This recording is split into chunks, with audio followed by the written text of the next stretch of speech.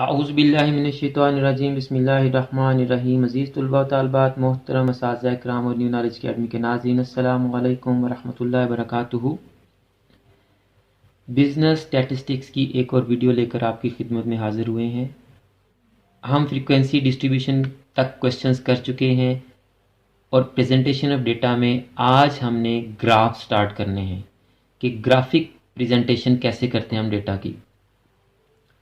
तो स्टूडेंट्स, आपने अगर इससे पहली वीडियोस नहीं देखी तो उन तमाम वीडियोस के लिंक डिस्क्रिप्शन में मौजूद हैं और यहाँ आई बटन में भी पिछली तमाम वीडियोस की प्लेलिस्ट का लिंक आ रहा है। आप पिछली तमाम वीडियोस देख लें। और अगर आप बिजनेस स्टैटिस्टिक्स या स्टैटिस्टिक्स के स्टूडेंट नहीं हैं तो आप इस वीडियो को फॉरवर्ड कर दें ताकि ये वीडियो उन स्टूडेंट्स तक पहुँच सके जो स्टैटिस्टिक्स में प्रेजेंटेशन ऑफ डेटा पढ़ रहे हैं और आपकी वजह से वो इन क्वेश्चंस को सीख सकें। और अगर आपने अभी तक हमारा चैनल सब्सक्राइब नहीं किया तो चैनल को सब्सक्राइब कर लें, बेल आइकन को दबाकर ऑल नोटिफिकेशंस को ऑन कर लें और मुझे और मेरे नाज़रीन को अपनी दुआ में याद रखें। शुक्रिया। तो स्टूडेंट्स, अगर आप स्टैटिस्टिक्स में प्रेजेंटेशन ऑफ डेटा को पढ़ रहे हैं तो आज की वीडियो आप ही के लिए है। आज से हमने ग्राफ्स के क्वेश्चंस को स्टार्ट करना है और हम अपने क्वेश्चंस आईकम पार्ट 2 की बिजनेस स्टैटिस्टिक्स और बीकॉम पार्ट 1 की business statistics and mathematics, Nadeem Akhtar Siddiqui, Tariq Ali Khan, दोनों बुक्स इन्हीं की हैं। तो आज से हमने ग्राफ्स को शुरू करना है। तो चलते हैं क्वेश्चन को सॉल्व करने की तरफ। हमारा आज का क्वेश्चन बीकॉम पार्ट 1 की एक्सरसाइज 1D का क्वेश्चन नंबर 1 और उसका पॉइंट ए है और आईकॉम पार्ट 2 की बुक के चैप्टर 3 का 3.11 क्वेश्चन है। दोनों बुक्स का क्वेश्चन सेम है जी। तो क्वेश्चन को पढ़ें ज़रा। The following table shows disability in sample population, types of disability, blind, deaf and dam, crippled, other handicapped, number of persons 13, 26, 41, 33, draw simple bar chart. हमने सिंपल बार चार्ट की मदद से इस डेटा को प्रेजेंट करना है जी। तो presentation of data through graphs, इस क्वेश्चन को हम सॉल्व करते हैं।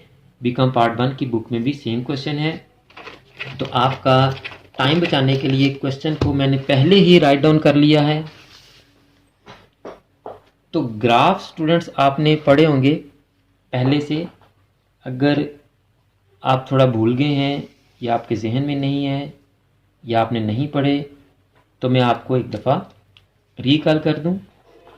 जब दो नंबर लाइंस एक दूसरे को परपेंडिकुलरली बाइसेक्ट करते हैं तो हमारे पास ग्राफ बन जाता है जी।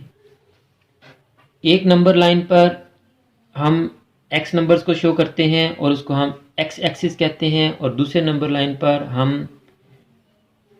वाई वैल्यूज़ को शो करते हैं, उसको हम वाई एक्सिस कहते हैं। यानी एक नंबर लाइन पर हम एक्स वैल्यूज़ को और दूसरे नंबर लाइन पर वाई वैल्यूज़ को शो करते हैं। डिटेल में जाने की ज़रूरत नहीं है, सिंपल हमने इसका जो फर्स्ट क्वाड्रेंट होता है ग्राफ में उसी को यूज़ करते हैं। तो हम इस तरह से ग्राफ बना लेंगे और ग्राफ के जो आपके बार्स बनेंगे सिंपल बार चार्ट में वो हॉरिजॉन्टल भी बन सकते हैं और परपेंडिकुलर भी बन सकते हैं। यानी अगर हम वैल्यूज़ इधर ले लें नंबर ऑफ पर्सन्स को, अगर हम नंबर ऑफ पर्सन्स को वाई एक्सिस पे ले लेंगे तो हमारे ग्राफ्स ऐसे बनेंगे। ओके जी, हमारे बार्स परपेंडिकुलर बनेंगे। और अगर हम नंबर ऑफ पर्सन्स को इधर ले लेंगे तो फिर हमारे ग्राफ ऐसे हॉरिजॉन्टल बनेंगे, तो हमारे बार्स हॉरिजॉन्टल बनेंगे। आपके सिलेबस में परपेंडिकुलर बार्स ही हैं, हॉरिजॉन्टल बार्स की तरफ आप ना जाएं। तो क्वेश्चन आप कोशिश किया करें कि फ्री हैंड सॉल्व करना सीखें। फ्री हैंड में आपका टाइम बच जाएगा। स्केल यूज़ करना चाहें तो भी अच्छी बात है, अगर आप फ्री हैंड कर सकते हैं तो फ्री हैंड भी कर सकते हैं हम। तो देखिए मैं आपके सामने ज़रा फ्री हैंड बनाने लगा हूँ। ये फ्री हैंड की अगर आप प्रैक्टिस कर लेंगे तो आपका टाइम बच जाएगा।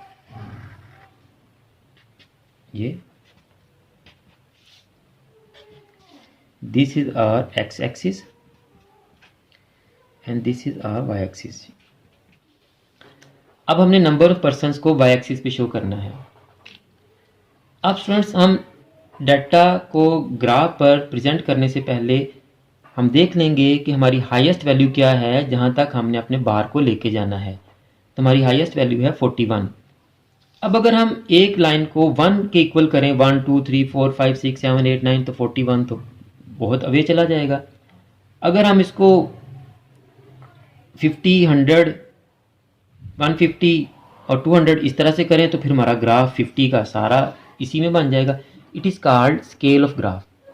तो हमने स्केल ऐसा सेट करना है कि हमारी जो डायग्राम है, हमारा जो ग्राफ है, वो अप्रोप्रिएट बने, मुनासिब बने, ना तो बहुत बड़ा बन जाए और ना ही बहुत छोटा बन जाए। डेटा को प्रेजेंट करने का मकसद ये है कि ग्राफ को देखते ही हम डेटा को रीड आउट कर लें कि डेटा की वैल्यूज़ हमें क्या कह रही हैं, डेटा का रिजल्ट क्या है। तो मुनासिब यही है कि हम यहाँ 10 का भी बना सकते हैं और अगर 5 का बना लें तो दैट इज़ वेरी अप्रोप्रिएट। तो हम एक लाइन को 5 के इक्वल कर लेंगे।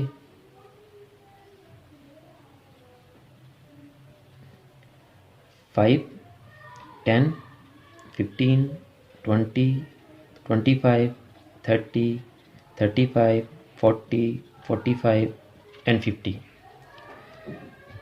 और स्टूडेंट्स, एक्स एक्सिस पर हम ये जो हमारी कैटेगरीज हैं इनको एक्सप्लेन करेंगे, इनको प्रेजेंट करेंगे। पहली है ब्लाइंड। तो हम यहाँ पर ब्लाइंड का बार बनाएंगे, इक्वल डिस्टेंस छोड़ के। यहाँ पर हम डेफ एंड डम का बनाएंगे जी, मैं डी एंड डी लिख रहा हूँ। यहाँ पर इक्वल डिस्टेंस छोड़ के हम क्रिपल्ड का बनाएंगे जी, और इक्वल डिस्टेंस छोड़ के यहाँ हम अदर हैंडीकैप्ड का बनाएंगे जी। अब आप चाहें तो इनको इस तरह से भी राइट डाउन कर लें, ब्लाइंड, डेफ एंड डम,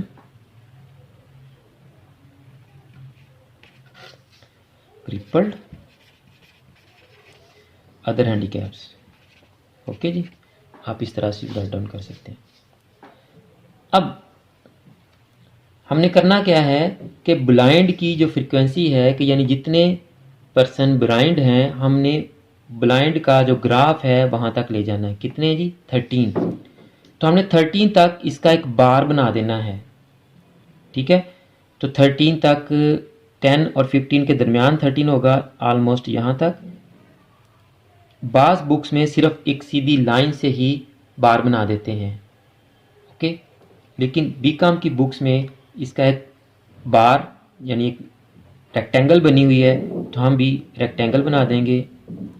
this rectangle represents the value of blind people. अब डेफ एंड डम कितने हैं जी? 26। तो इसका ग्राफ हमने 26 तक लेके जाना है, यानी 25 से ज़रा सा ऊपर।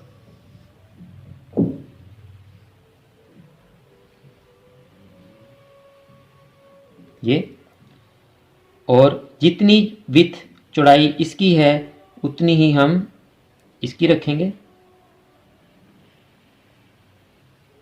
लें जी, नेक्स्ट क्रिपल्ड 41।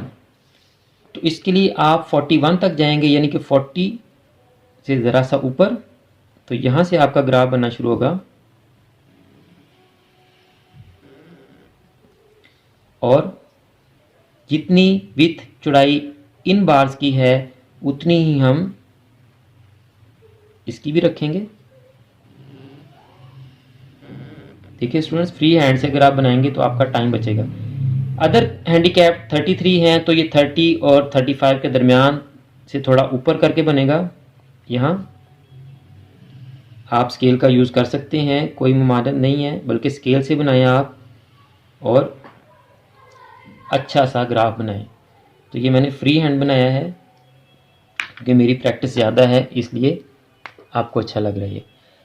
आप फ्री हैंड बनाएंगे तो हो सकता है आपसे इस तरह का ना बने, इसलिए आप स्केल लाजमी यूज़ कर लें। तो स्टूडेंट्स, ये आपके ग्राफ बन गए। अब आप इसकी प्रेजेंटेशन अच्छी करना चाहें तो आप इनको कलर्स कर सकते हैं, ठीक है। आप इनके अंदर नाम लिखते हैं, blind, deaf and dam, crippled, others, तो प्रेजेंटेशन आप इसकी जितनी अच्छी कर लेंगे उतना ही अच्छा ग्राफ आपका नज़र आएगा। अब ग्राफ से रिलेटेड 2-4 चीज़ें मैं आपको बताना चाहता हूँ, इधर मैं वाइट बोर्ड पे बताना चाहूँगा आपको।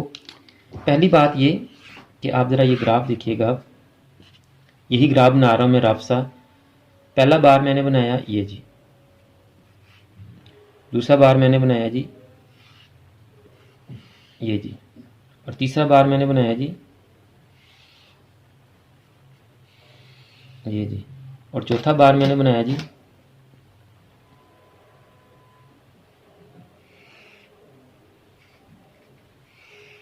ये जी। अब वैल्यूज़ तकरीबन मैंने उतनी ही आपके सामने देखें ज़रा, ये ग्राफ है, उतनी ही वैल्यूज़ मैंने इनकी प्रेजेंट की हैं। लेकिन आपको कुछ फ़र्क नज़र आ रहा है कि ये ग्राफ और ये ग्राफ कैसा है? अब चीज़ें नोट करें आप। पहली चीज़ ये कि इनकी जो चौड़ाइयाँ हैं वो सेम नहीं है, इनकी विड्थ सेम नहीं है, विड्थ सेम रखनी है आपने। दूसरी चीज़ कि इन बार्स का जो आपस का डिस्टेंस है वो भी सेम नहीं है, कम ज़्यादा है। तो इन बार्स का आपसी डिस्टेंस, एक दूसरे से इनका जो डिस्टेंस है वो भी आपने इक्वल रखना है। और यहाँ देखिए मैंने तकरीबन इक्वल रखने की कोशिश की है। आप स्केल से मार्क्स लगा के, निशान लगा के भी बार्स बना सकते हैं। और बार्स की अपनी विड्थ जो है, जो उनकी अपनी चौड़ाई है वो भी डिफरेंट है। ये कम चौड़ा है, ये ज़्यादा चौड़ा है, ये बिल्कुल कम चौड़ा है, ये भी थोड़ा ज़्यादा चौड़ा है। तो 2 पॉइंट्स आपने ख्याल रखने हैं कि इन बार्स का आपसी इनके दरमियान जो फ़र्क है या डिस्टेंस है या जो फासला है वो बराबर होना चाहिए, और इन बार्स की जो चौड़ाई है वो भी एक जितनी आपने रखनी है। तो आपके क्वेश्चन की प्रेजेंटेशन अच्छी होगी। तो स्टूडेंट ये पहला क्वेश्चन हमने आपको कर दिया है। अगर आपको आज का क्वेश्चन समझ आया है तो आप इस वीडियो को लाइक करें और कमेंट्स में अपनी राय लाजमी दिया करें। और अगर आपने अभी तक चैनल सब्सक्राइब नहीं किया तो चैनल को सब्सक्राइब कर लें, बेल आइकन को दबाकर ऑल नोटिफिकेशंस को ऑन कर लें, ताकि नेक्स्ट जितनी भी वीडियोस हम आपके लिए बनाएं वो आपके पास डायरेक्ट और इन टाइम पहुंच सकें। और आप इस वीडियो को और चैनल की दूसरी वीडियोस को भी अपने क्लास फेलोज़ और फ्रेंड्स के साथ लाजमी शेयर किया करें, ताकि वो भी कुछ सीख सकें। आखिर में मेरी दुआ है कि अल्लाह ताला तमाम स्टूडेंट्स को, मेरे तमाम नाज़रीन को और पूरी उम्मत मुस्लिमा को दीन और दुनिया के तमाम इम्तिहानात में कामयाबियाँ अता फरमाए और हम सब का ख़ात्मा बिल ईमान फरमाए। मुझे भी अपनी दुआ में याद रखा करें। अगली वीडियो तक के लिए फ़ी अमानिल्लाह।